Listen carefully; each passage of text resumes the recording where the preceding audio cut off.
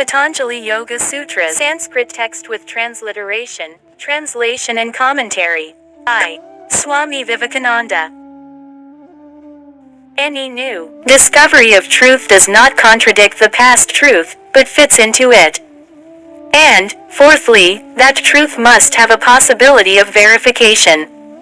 If a man says, "I have seen a vision," and tells me that I have no right to see it, I believe him not. Everyone must have the power to see it for himself. No one who sells his knowledge is an apta. All these conditions must be fulfilled. You must first see that the man is pure, and that he has no selfish motive, that he has no thirst for gain or fame. Secondly, he must show that he is superconscious. Thirdly, he must have given us something that we cannot get from our senses, and which is for benefit of the world.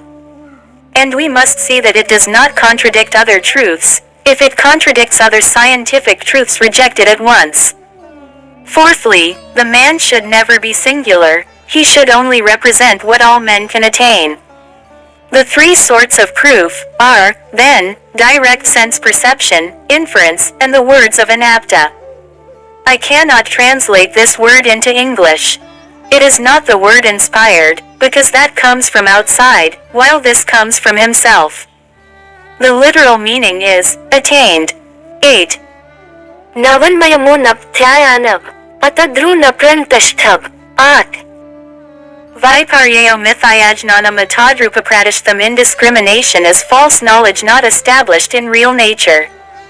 The next class of virtus that arises mistaking the one thing for another, as a piece of mother of pearl is taken for a piece of silver. Shabdananunati vastushunnyo navkalp. No. Shabdajnananupati vastashunnyo vikalpa. Verbal delusion follows from words having no corresponding reality. There is another class of virtus called vikalpa. A word is uttered, and we do not wait to consider its meaning, we jump to a conclusion immediately. It is the sign of weakness of the chitta. Now you can understand the theory of restraint. The weaker the man, the less he has of restraint. Consider yourselves always in that way. When you are going to be angry or miserable, reason it out, how it is that some news that has come to you is throwing your mind into virtus. 10. Abhav pratyamarambana vrintananayadra. 10. Abhava pratyayalambana vrittanadra. Sleep is a virti which embraces the feeling of voidness. The next class of virtus is called sleep and dream. When we awake we know that we have been sleeping, we can only have memory of perception.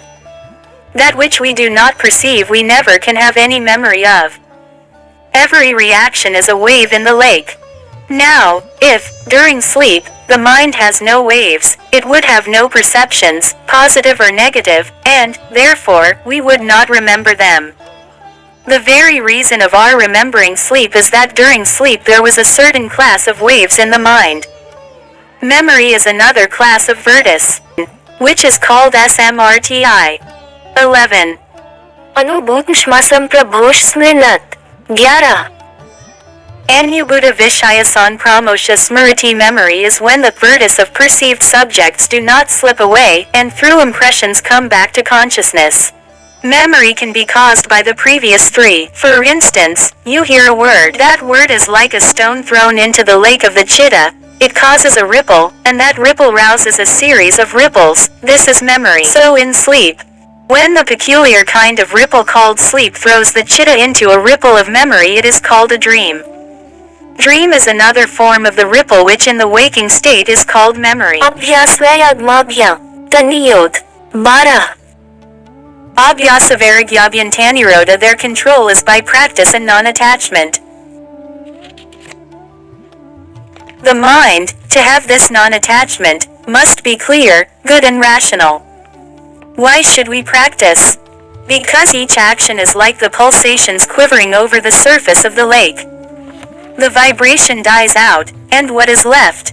The samskaras, the impressions. When a large number of these impressions is left on the mind, they coalesce, and become a habit. It is said, habit is second nature, it is first nature also, and the whole nature of man, Everything that we are, is the result of habit. That gives us consolation, because, if it is only habit, we can make and unmake it at any time.